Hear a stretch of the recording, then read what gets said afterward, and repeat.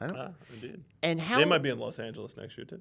Yeah, there's a strong possibility. I think they're probably the most likely to go to L.A. St. Louis, They have the most history there. and their fans just don't show up in St. Louis anymore. It's amazing because St. Louis is such a great baseball town. Yeah. They support. You would think that those fans would appreciate everything that they have. I mean, the Blues get great attendance, even though they don't win all that often. But they have a good hockey team this year. They're really one of the top 10 hockey teams in the league. So They haven't been good for a while, but it's turned around. But again, through thick and thin, St. Louis Cardinals, St. Louis Blues, they usually pack the building. So I'm not getting the reason why they can't support an NFL team. Well, there are rumors about $150 million being thwarted towards St. Louis for a new stadium, along with some money from the NFL. But it's not going to keep Kroenke from doing that. Yeah, anyway, he's set on taking them to Inglewood, California. and by the way, the quarterbacks altogether for the Packers sacked 9 times yesterday, got destroyed and smacked up 38-8 yesterday. By the former St. Louis team. Yep. Yeah. I'm telling you, the Cardinals are going to be Arizona Cardinals. really, really dangerous. Where'd they find in that running January? back kid? That running back kid, 31. Johnson. Oh my goodness. David Johnson, the rookie. Jeez, he came out of nowhere. Yep. And it's not just you got Larry Fitzgerald. The guy doesn't matter how he gets better with age. And you know what? Carson Palmer too is getting better with age. Yeah. And that defense is really showing. It shows up even without the Honey Badger for the rest of the year. That's going to be a really big loss for them because whoever takes his spot, what's going to happen if he has to go up against a really elite receiver? That kid's going to be getting picked on quite a bit. You got Deion Buchanan, you got Patrick Peterson, and that linebacking core that makes it very tough for anybody to throw a ball. And that, especially the defensive line. They got Calais Campbell. He had 2.5 sacks yesterday. Corey Redding had a fumble return for a touchdown. Defense played huge. Yeah, they were. And then Minnesota, unbelievable. They talk about destroying a team, 49-17 over the Giants, 104 yards from Mr. All-Day Adrian Peterson on the ground, and 3 interceptions off of Mr. Manning. Well, I saw Peterson getting a 100-yard game. That's one thing. But for the Giants to just all and out quit the way they did after being eliminated from the playoff race Saturday night, there was no rhyme or reason for them to just pack it in the way they did. The only guy that showed up to do anything was maybe Rashad Jennings, who played his butt off. Other than that... And that Ruben Randall touchdown from 72, that was on a botched tackle, though. Yeah, well, no Odell Beckham, it kind of limits... I mean, most of their offense goes through him. So Yep. Nearly 1,400 yards in the year, 13 touchdowns. Yeah, he is the offense. Yeah. Now, can you agree with me that the Giants need to do a complete reconstruction of their entire defense? How about letting Tom Coughlin get his papers? I'm sorry, I know you have an affinity towards that, but the guy needs to go. You get Super Bowls. You put especially 2, more than 1 Super Bowl, you're untouchable. You retire on your own or you move on your own. I also think that Jerry Reese needs to be considered for being on the chopping block as well because he has not had a good last 4 off seasons. You know what their record is over the last 2 years? 12-19. That should probably say something.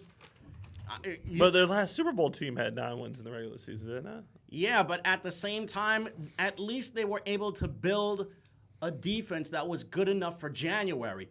This team, as constituted right now, ain't good enough for August. Needs to have a complete reconstruction.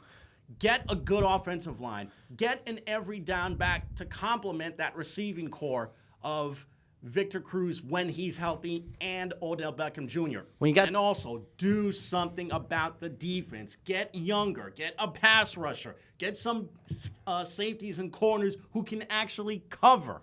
Well, now let's go through Week 17 quickly. All the games. You got Jets-Bills. This is basically Jets win, they're in. Bills win, and Sexy Rex gets a spoiler.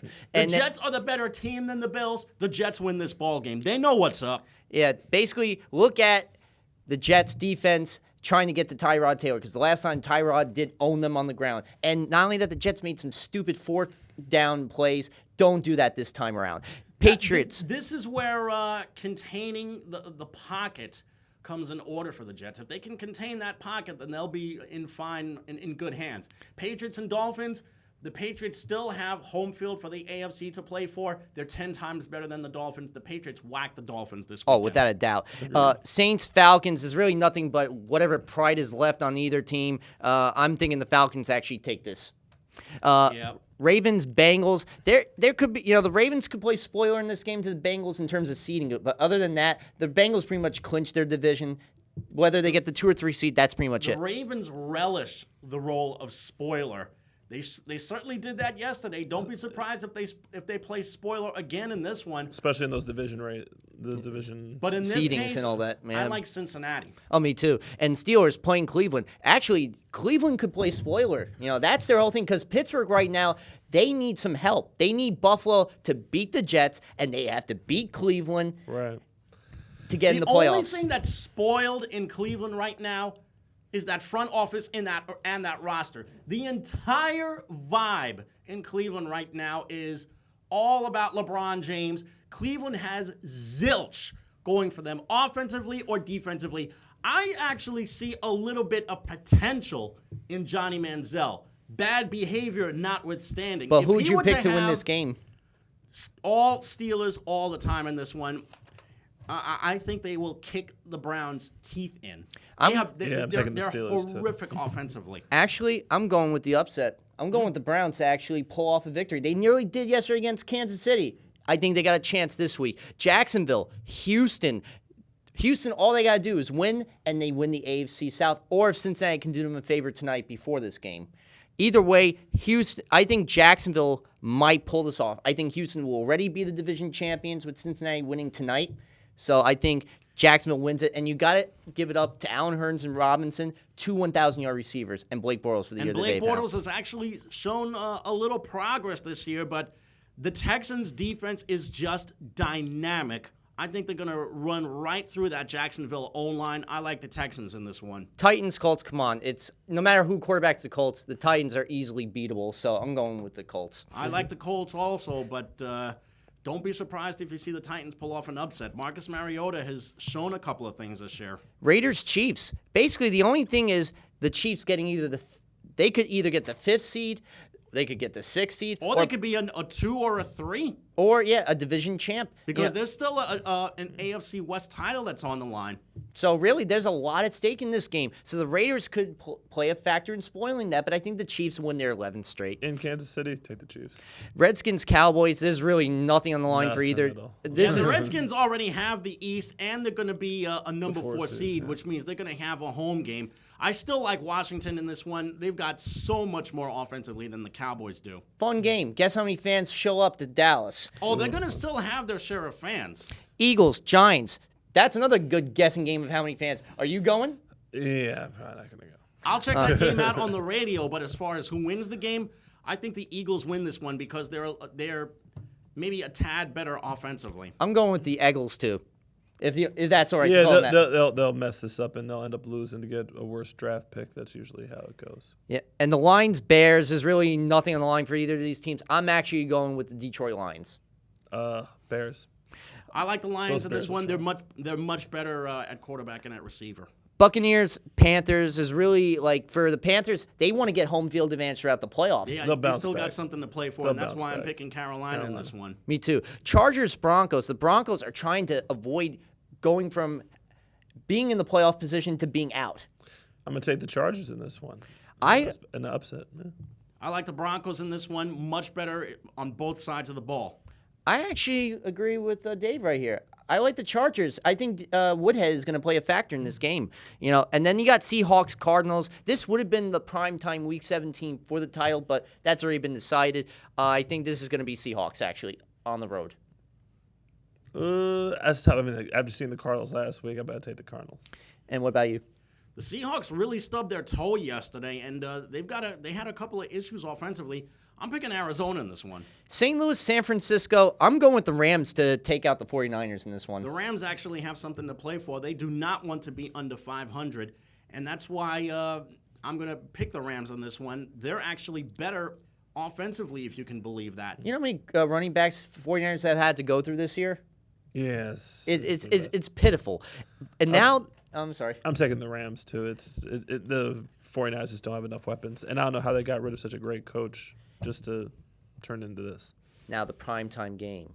Vikings, Packers, winner gets the NFC North. Both 10-5 teams. Last time, Green Bay owned Minnesota in their stadium, especially when they had Starks and Lacey on the ground.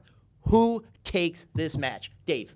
Oh, good point. I mean, the Packers, I don't bet against them having 2 bad outings in a row.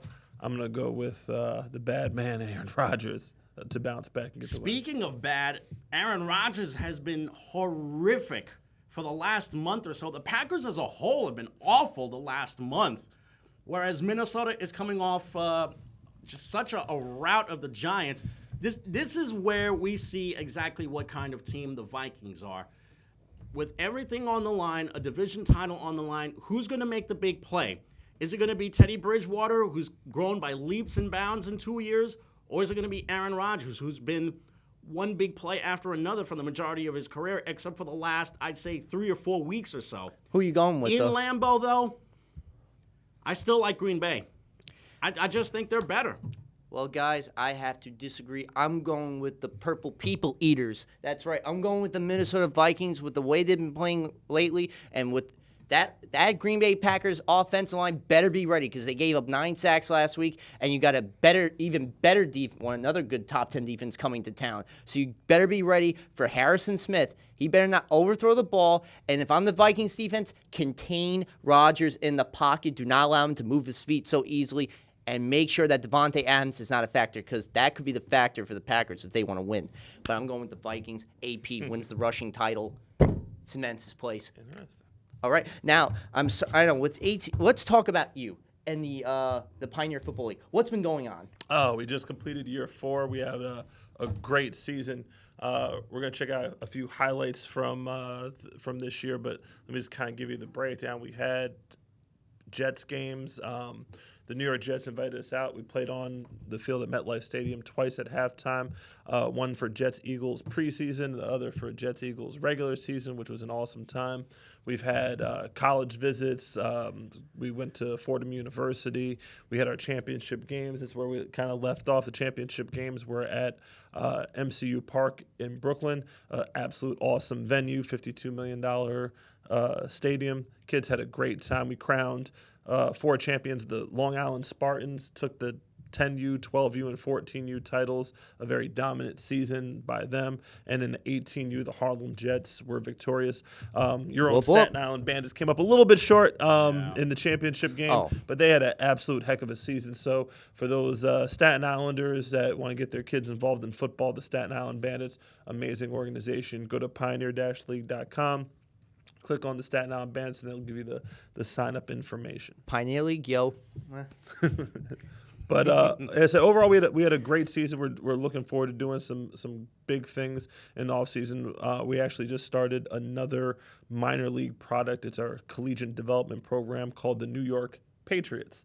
And I know that's a tough pill to swallow for a lot of people being in New York. That's probably such a metaphor. That's a walking for irony. Football in this town right now. Indeed. But we're actually shooting a little documentary, like a Hard Knocks type show that we're going to send to you guys to broadcast, profile some of the guys. We actually just finished making the song for it. So the song was made by one of our own artists, Ace Diallo, who is a football player for one of our teams, the Bronx Colts. And he did a wonderful job. We actually just got out of the studio heading on the way here. So Any bleeping? You know what? To tell you the truth, I don't think that's going to be necessary. Especially when you're doing with 18 to 24-year-olds, structure, especially in New York City, structure. I'm just kidding on that because it is an interesting question because as we talked about coaches and coaching philosophies, myself, the high school that I went to West Windsor Plainsboro High School out in Princeton, New Jersey, and my high school coach was just very by the book, calm guy, wouldn't do a lot of screaming, would never hear him curse. My college coach, he would curse at you, curse about your mother, curse about your family member. Like, he was just that type of guy. But, again, like, is one preferable over the other? Myself, when I'm out coaching and, I coach with the older guys, I'll jump in and throw my weight around, every now and again. For me, if I'm cursing and hollering and what have you, it kind of loses the message. So there are certain times where I get worked up, but if you're worked up all the time and you're cursing all the time, basically the message goes in one ear and out the other. And when the message starts to get lost, that's when you have to, in the pros, that's when they go in a different direction. It's really been just a great year for your Pioneer Football League, and 2016 is probably gonna be even just better than 2015. That is the plan. We're doing a little bit of an expansion. We're talking to some teams in New Jersey, talking to some teams in Long Island to get some some expansion. We're actually going to be out in Indianapolis in February for the NFL Youth Conference. Nice. A lot of networking there. We actually just got back. I think it was 3 weeks ago from Virginia Beach. We played a couple of games down in Virginia Beach at the Virginia Sportsplex, which is absolutely awesome as well. Does that coincide with Combine, that NFL? It does, indeed. Last year we got to check out some of the Combine guys as they were running through their paces and such, so it's an absolutely amazing opportunity. And, again, it's great that the league is being recognized as one of the top leagues in the nation. No, that's really good. And you know what? At least, you're getting that message out there. You're getting these kids, doing something that's great, that's, structured, and you have them, you're playing football, and you're getting, I'm hearing nothing but good things. I appreciate it. And it's thanks to you guys and shows just like this that we go on to, and that's why we send you the footage, and we love when it gets broadcasted up here so we can show this side of the city exactly what we're about. And you tell those kids, hey, as long, even though you're an athlete, school always is as important as your athletics. And in the Patriots documentary, actually, we'll be announcing the name of the show very shortly, and we'll send it to you guys as well. You'll see that end of it as well. So not only will you see the kids practicing and on the gridiron or whatever, we're going to follow a few of them around, see where they're at in terms of school and the process of getting into college, and some you actually may see on a college campus in the fall. Please tell them apply to my Florida Gators because we could use some help. It could be a running back, a wide receiver, and linebacker. I have no preference as long as my Gators actually are a better team than they were this year because our quarterback sucked. Sorry. Just to give you an idea, we're actually on autopilot right now. So unfortunately, the video that we have, we're not going to be able to show. We're going to try and show this on next week's show. In fact, we're definitely going to try this on next week's show. On the new year. But you can always check us out on our website on pioneer-league.com. We'll post the video up there tonight. And again, the biggest thing with all the activities that we do a boatload of traveling. The kids have a boatload of fun. We ended up with new jerseys for uniforms for the whole entire league this year. We did some amazing things, and a lot of the stuff that what we do is based on technology. So we actually just finished up the Pioneer Football League app. So you can actually get right to your Android or iPhone where you can get all the updates and things like that on your phone. I got a Samsung Edge for Christmas, so when I get home, I'm going to go to Google Play. I'm going to put Pioneer Football League. There you go. I'm going to download it onto my phone and make sure that I put it within the first page of because I got a crap load of apps. So nice. If you go to appcatch.com, you can type in Pioneer League and it pops up right there. That's the easiest way to do it for those that are not tech savvy and what have you. Definitely. Now, you being the big football fan, do you follow other sports at all? I do. To tell you the truth, my passion is live sporting events. There you go. So baseball, I'm out to most of the games, and actually I have made it out. I think I'm missing altogether in the whole Major League Baseball. I think I'm missing like 10 or 11 ballparks. Okay. Basketball, just the same, anything live. And I totally forgot what I was talking about. We were talking about football really quickly. The Pinstripe Bowl, which was right here in New York City. This past weekend, Duke and Indiana, great game. A game. Two basketball schools playing football on a baseball field. Yep, and with a very 44. controversial ending, too. Oh, very controversial. I just want to take the time to thank Coach Leroy Freeman from the Bronx Colts. The Bronx Colts have a relationship with the New York Yankees, and they provide the kids with Pinstripe Bowl tickets, which is why we're blessed to attend every year. And you mentioned the controversy. Oaks, sailed above the right upright, was ruled wide, yet Oaks was testifying, no, that's not the case, but the referees upheld it because there are no replays whatsoever, and therefore there are a lot of pissed off Hoosier fans as opposed to the Blue Devil fans who are just, Yeah, I was when sitting you- on that side. It looked like it was good. When you think about it, if you see the replay over and over again, that ball literally goes right over the right post. So if you look at the rule book itself, that's supposed to be a good field goal. oh yeah, believe me, this has been the year of controversial plays when it comes to Duke. How about the game against Miami with the lateral passes? Oh, yes. Yeah. So what is it about Duke and They controversy? deserved a break. Yeah. So- But it took away from what turned out to be a really, really good football game between those two programs. Sean Wilson had 282 all-purpose yards in that game. That guy was the big star of that game and 2 touchdowns. And first bowl victory in 54 years for the program. If you ever get Yeah. a chance to check out some of the bowl games around, I mean, I've been North Carolina. They have the I'm not even sure what they call. They change the names every year. The Meineke Car Care Bowl. Now I've it's been the to before. Belk Bowl, The Belk Bowl, which they yes. play in Charlotte. And Yes. Belk is a big manufacturer. Actually, it's like the Macy's of the South. Indeed. That's a good time down there. A lot of these cities actually make a lot of their money during that time of the year by hosting these bowl games. I've been to Detroit for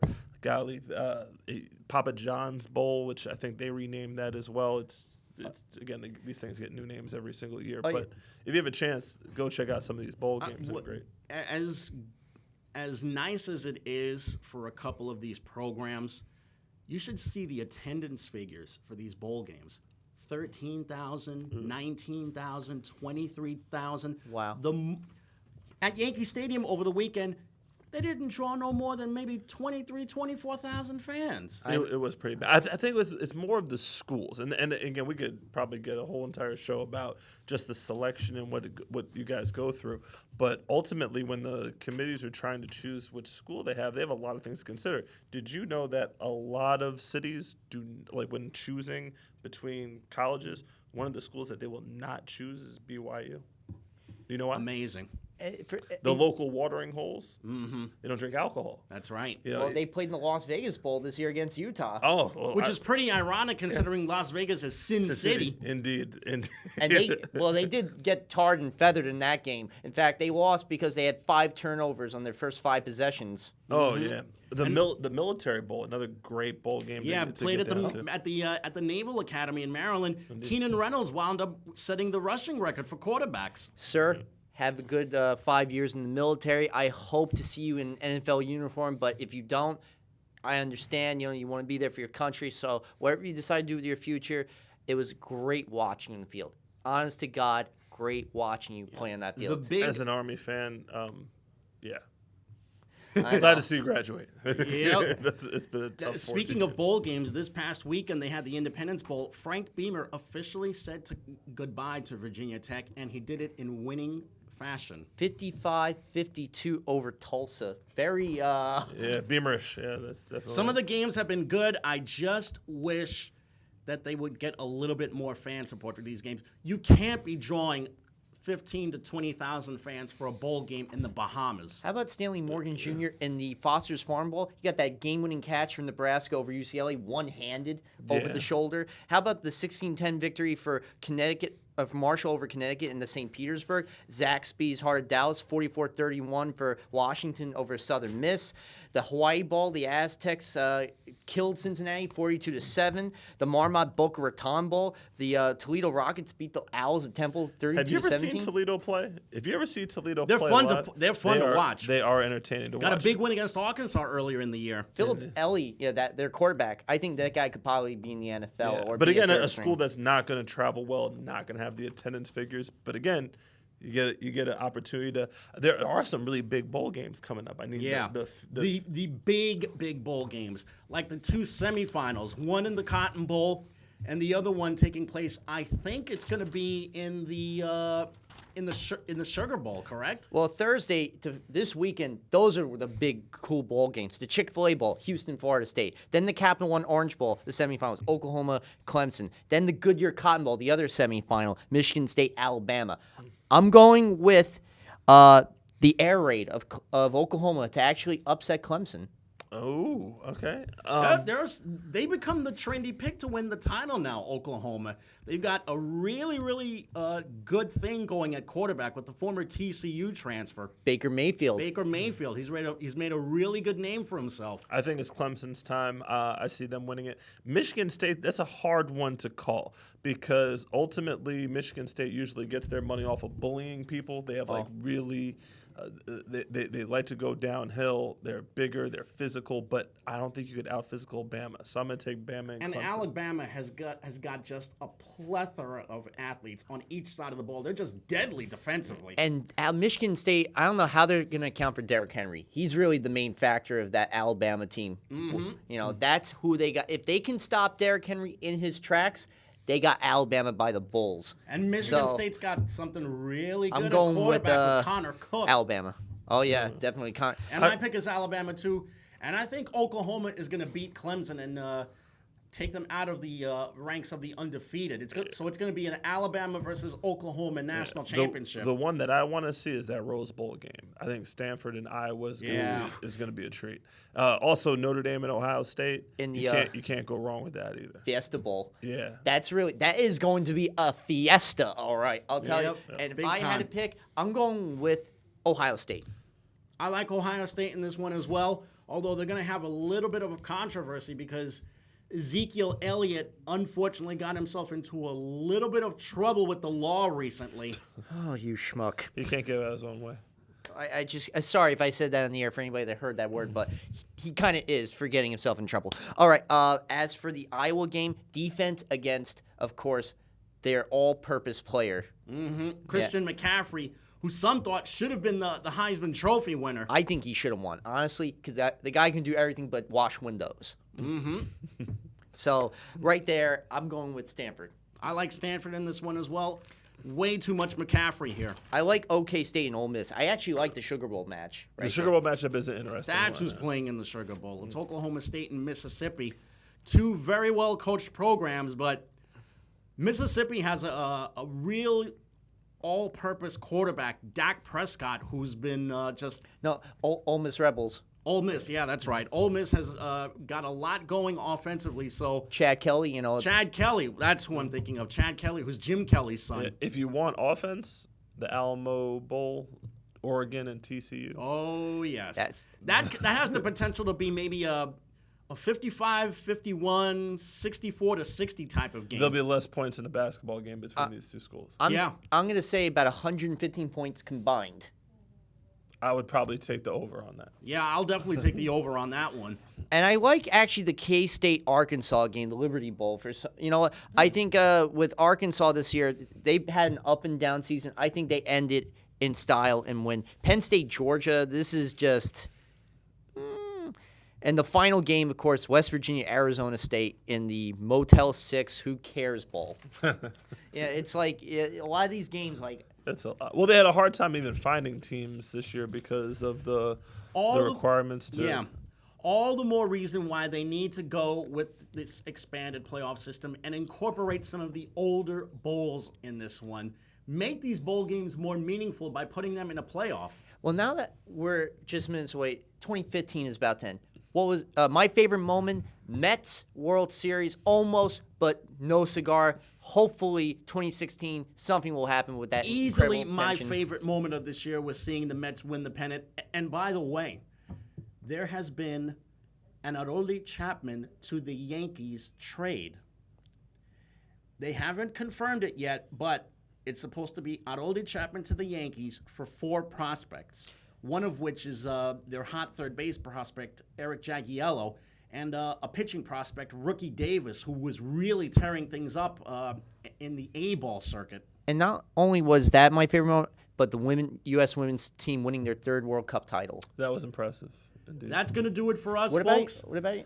Oh, golly. There was a bunch of them. I would go with either Serena Williams dominating on the tennis court all year. That was definitely memorable. Mm-hmm. To tell you the truth, Steph Curry and the Warriors, especially with the post-game press conferences with his daughter. I think that was absolutely amazing. Overall, I think it was a really solid year where you're not seeing – well, I just hate seeing the same teams over and over and over again in the playoffs. The fact that there's so many new teams that are being represented in the playoffs, not the same. Even though you saw the Patriots winning, which was something that, well, it had to happen for a number of years, but you ended up seeing in the playoffs a lot of new faces. That's going to do it for us, folks. Happy New Year, Happy New everyone. Year. We'll see you in 2016. Good night, everyone. Peace. Let's break out the champagne.